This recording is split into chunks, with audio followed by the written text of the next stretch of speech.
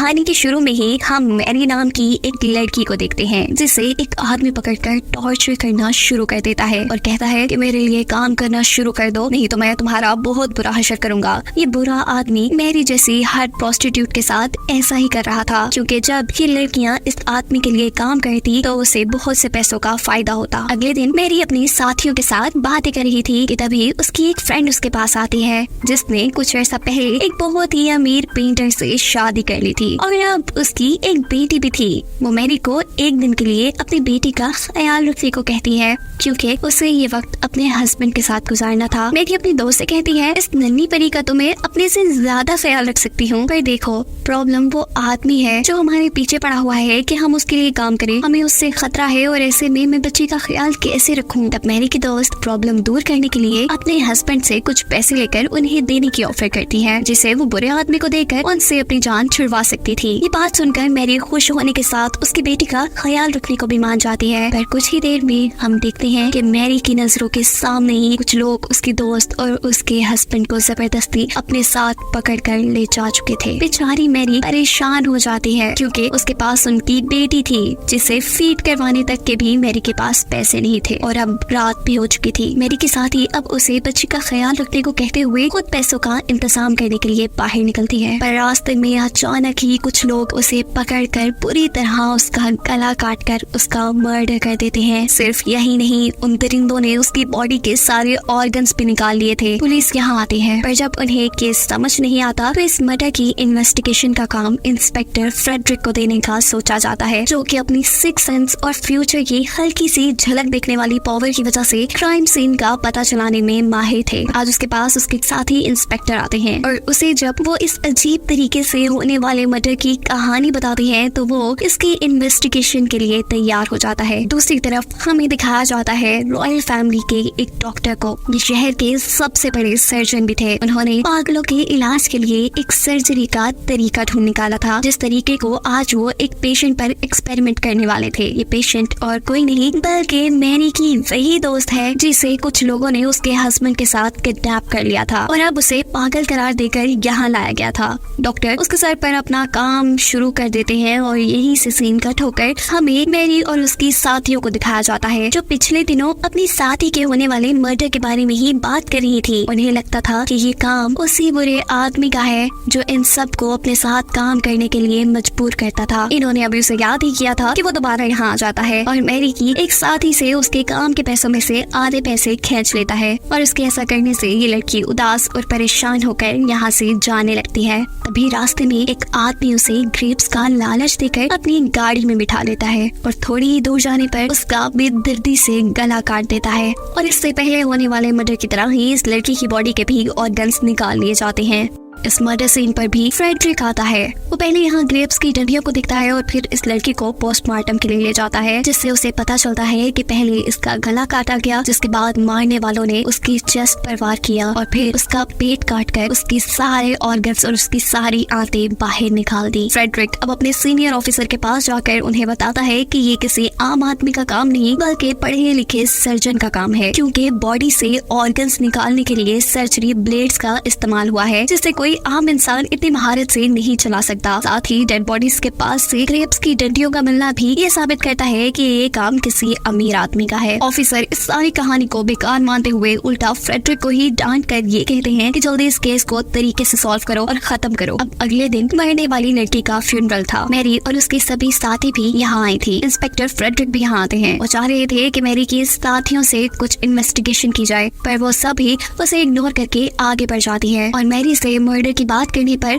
Mary inspector Frederick को बताती है कि मुझे लगता है कि ये काम उसी बुरे आदमी का है जो चाहता है कि हम उसके साथ मिलकर काम करें, पर फ्रेडरिक के पास कोई ऐसा सबूत नहीं था जिससे वो उस आदमी को कातिल मानता।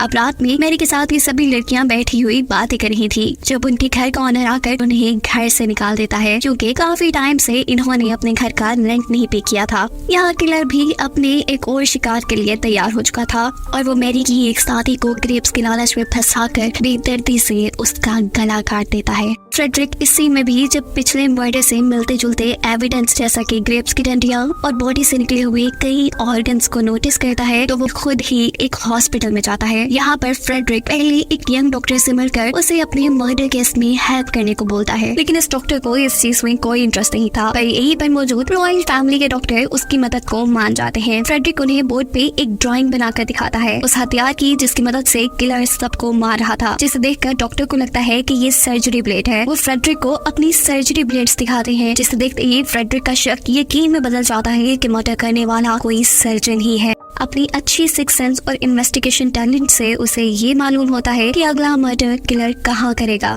उस जगह का पता चलते ही वो अपने साथी पुलिस को वहाँ फैल जाने का हुक्म दे देता है। जबकि इस सीन में हमें किलर के ड्राइवर को दिखाया जा रहा है जिसने हर मर्डर में किलर का साथ दिया था, पर अब वो इस किलिंग से थक चुका था। अब क्योंकि पुलिस भी उन्हें इन्वेस्टिगेट कर रही थी, इसीलिए वो किलर से ये सब रोकने की रिक्वेस्ट करने लगता है और किलर जवाब में कहता है ऐसा मुमकिन नहीं क्योंकि हम हेल में हैं और ये सब करना हमारी मजबूरी है। इधर फ्रेडरिक मैरी से उसके साथियों के मर्डर की इन्वेस्टिगेशन के सिलसिले में मिलता है। मैरी उसके पूछे गए सवालों का जवाब देती है और साथ ही वो फ्रेडरिक को अपनी बेस्ट फ्रेंड और उसके हस्बैंड के किडनैपिंग के बारे में भी बताती है। उसे किडनैपर्स का हुलिया भी याद था। बातों की बातों में वो अच्छे दोस्त बन जाते हैं और फ्रेडरिक यहाँ पर उसे अपनी सुपर पावर के बारे में बताता है कि उसे फ्यूचर की झलक दिखती है, यानी उसे फ्यूचर के विजन्स आते हैं और उसने मैरी के बारे में देखा है कि वो कुछ सालों बाद समुद्र के किनारे एक गाँव में एक बच्ची के साथ हंसी खुशी जिंदगी गुजारेगी। खैर अब फ्रेडरिक अपने कुलीग इंस्पेक्टर से मिलकर बात करता है और किडनैपर्स का हुलिया बताने पर वो फ्रेडरिक को बताता है कि जिसके बारे में तुम बात कर रहे हो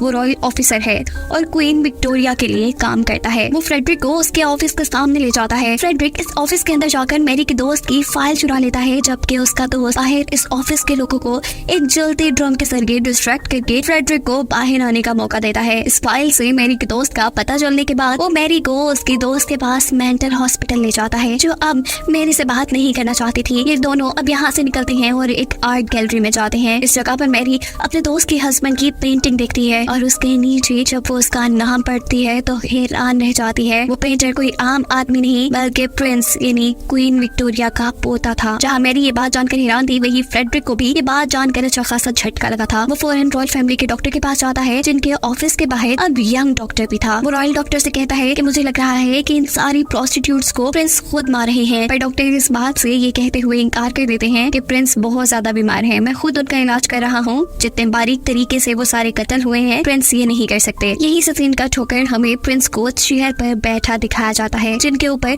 वो यंग डॉक्टर कोई रिचुअल परफॉर्म कर रहा था। दूसरी तरफ फ्रेडरिक भी अपनी इन्वेस्टिगेशन में मसरूफ हो चुका था और उसे एक दिन किलर का लेटर मिलता है। लेटर के साथ आधी इंसानी किडनी भी थी, जिसका दूसरा हिस्सा किलर खा चुका था। ये सब लेटर में बताया गया था। वो जब देखते हैं कि लेटर कहाँ से आया है तो उस पे सिर्फ लिखा था फ्रॉम हेल। यहाँ दिखाया जाता है कि किलर अपने एक और मर्डर की तैयारी में है और वो एक सड़क पर चलती प्रोस्टिट्यूट को अपने झांसे में फंसाकर अपने ड्राइवर के साथ मिलकर बेदर्दी से उसका गला काट देता है। और इससे पहले कि वो उसके ऑर्गन्स निकाल पाता, यहाँ एक आदमी की नजर उस पर पड़ जाती है, जिससे डरकर ये लोग यहाँ से भाग जाते हैं। फ्रेडरिक जब इस क्राइम सीन पे पहुंचता है और इस लड़की की बॉडी देखता है तो समझ जाता है कि किलर आज एक और मर्डर करेगा, क्योंकि उसने इस बॉडी से ऑर्गन्स नहीं निकाले थे। उसकी सोच बिल्कुल ठीक थी। किलर एक और शिकार को मार चुका था। फ्रेडरिक की सिक्स सेंस उसे करीब भी कुछ बुरा होने का जब बताती है तो वो उसे चेक करने के लिए निकल पड़ता है, पर रास्ते में उसे कुछ आदमी पकड़ लेते हैं। यह आदमी कोई और नहीं बल्कि रॉयल ऑफिसर के ही लोग थे, जो रॉयल ऑफिसर क्वीन विक्टोरिया के लिए काम करता था। ये लोग उसे पकड़कर खूब पीटने लगते हैं क्योंकि उसने रॉयल ऑफिसर पर इन्वेस्टिगेशन शुरू कर दी थी। यहाँ तक कि फ्रेडरिक को तो ये भी लगता था कि यही रॉयल ऑफिसर प्रोस्टिट्यूट्स के मर्डर में भी इन्वॉल्व हो सकते हैं, क्योंकि ये क्वीन विक्टोरिया के लिए काम करते हैं और शायद उन्हीं के कहने पर प्रिंस की प्रोस्टिट्यूट से शादी को छुपाने के लिए वो उनकी शादी में आए सभी प्रोस्टिट्यूट को मार रहे होंगे। फ्रेडरिक को मार पीट कर ये लोग यहीं छोड़ जाते और फिर वो हिम्मत करके उठता है और दूसरे मर्डर तक पहुँचता है।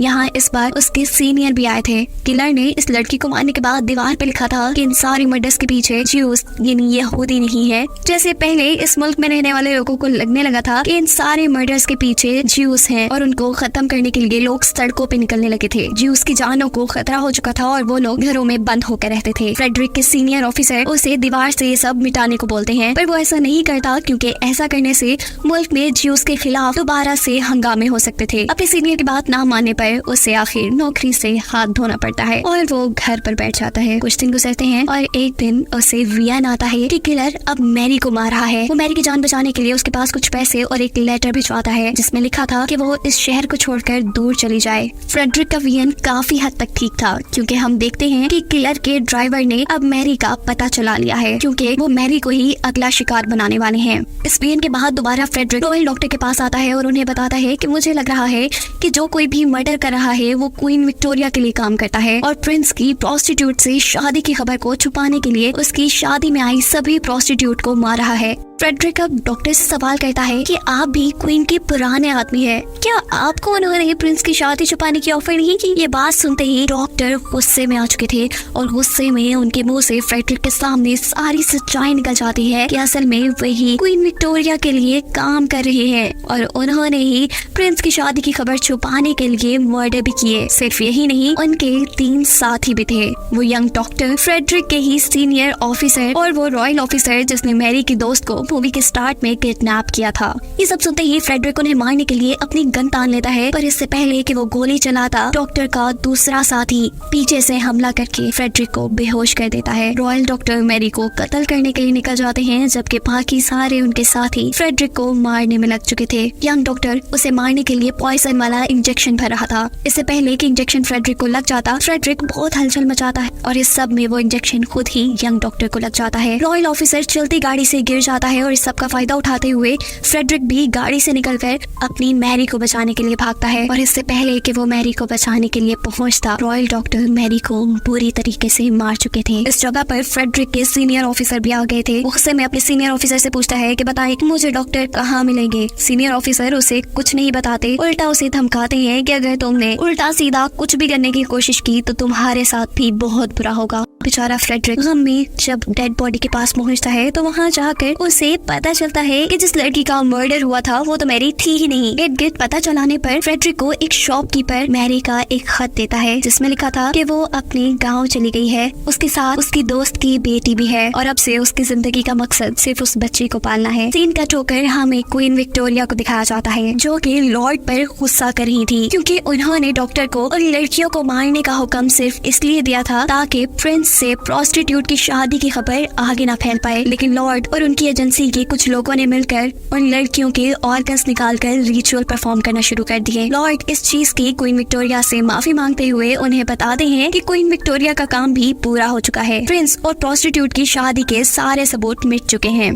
क्वीन ये जानकर बहुत खुश होती है और उनका शुक्रिया अदा करती है, जबकि दूसरी तरफ पुलिस डॉक्टर को भी पकड़ चुके थे। उन्हें कोर्ट लाया जाता है पर कोर्ट में डॉक्टर अपने किए की माफी नहीं मांगते। उनके इस एक्शन से कोर्ट को लगता है कि डॉक्टर पागल हो चुके हैं और उन्हें सजा दी जाती है कि उन्हीं के निकाले हुए पागल लोगों को ठीक करने के तरीकों के एक्सपेरिमेंट अब उन्हीं पे किए जाएं। कहानी सालों आगे बढ़ती है और हमें दिखाया जाता है कि मैरी अपने दोस्त की बेटी के साथ समुद्र के किनारे एक छोटे से घर में रहती है। ये बिल्कुल वही वियन था जो फ्रेडरिक ने काफी सालों पहले मैरी के लिए देखा था और अब मूवी के पोस्ट क्रेडिट सीन में फ्रेडरिक के घर उसका कोलीग आता है उसे जगाने के लिए, लेकिन यहाँ आकर उसे पता चलता है कि फ्रेडरिक मर चुका है। फ्रेडरिक के हाथ में मौजूद दो सिक्कों से उसके कोलीग को ये पता चल चुका था कि उसने अपनी वाइफ के गम में और मैरी की याद में सुसाइड कर ली है। फ्रेडरिक का कोलीग ये सिक्के उठाकर उसकी आंखें बंद करके उसकी आंखों पे रख देता है और इस सीन के साथ ये कहानी यहाँ खत्म हो जाती है।